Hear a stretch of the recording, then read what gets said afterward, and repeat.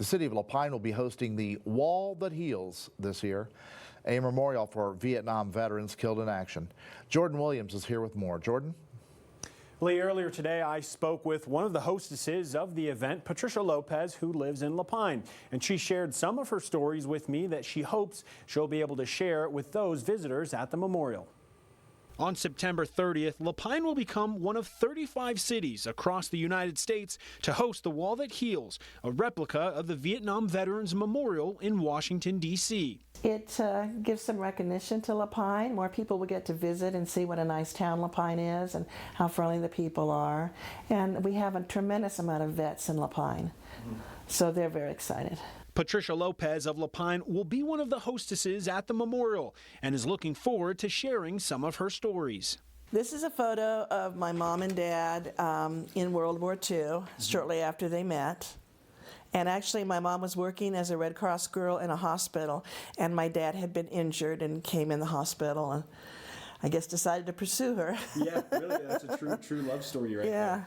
For more than 20 years, Patricia's father, Lieutenant Colonel Robert Lopez, served his country from African and European campaigns in World War II to Korea and in Vietnam. He was very patriotic. He loved his country, and also, to be perfectly frank, he liked to be where the action was. And I think that's why he volunteered in '68 to go to Vietnam. A week into his assignment, Robert went missing. The helicopter came under heavy fire.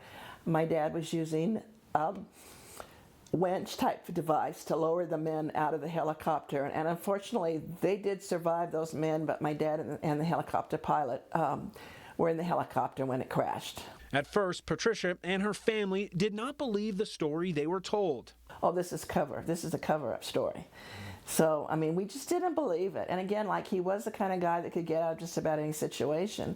But a couple months later, the Lopezes received another telegram.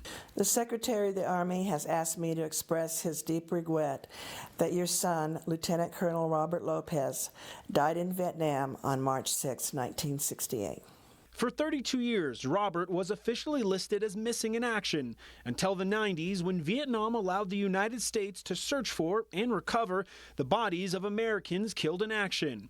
Robert's remains were eventually found and were buried at the Arlington National Cemetery, a burial that Patricia said her father would have been honored to have. I was only 9 years old, and my dad had taken my sisters and I on a trip to Washington, D.C. to see all the monuments, and we ended up at Arlington in the summer of '63.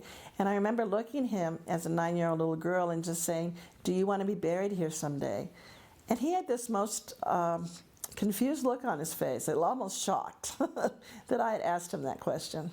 And do you think deep down it was something that he would have wanted? Because he didn't give you an answer? Or? Yes, I did, because he was very proud of his military career. Very proud. And that wall was supposed to have traveled to La Pine in 2020, but was postponed due to COVID.